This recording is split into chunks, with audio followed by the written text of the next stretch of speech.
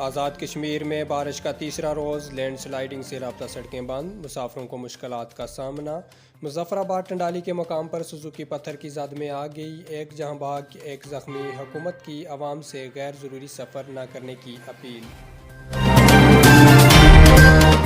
شدید بارش، شاہراہ سری نگر سحری کے مقام پر خوفناک لینڈ سلائیڈنگ، سڑک بند، ضلعی انتظامیہ موقع پر پہنچ گئی، سڑک جلد بحالی کے لیے اقدامات۔ اطلاع ملتے ہی اسسٹنٹ کمشنر ہٹیاں بالا سردار عبدالقادر موقع پر پہنچے اور جگہ کا خود معائنہ کیا۔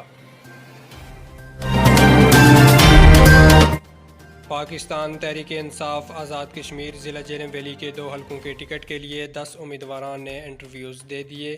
حلقہ LA-33 حلقہ 6 سے ذیشان حیدر، اسحاق طاہر، راجہ محبوب، عظیم زاہد، اخلاق خان اور خواجہ عمران نے انٹرویوز دیے،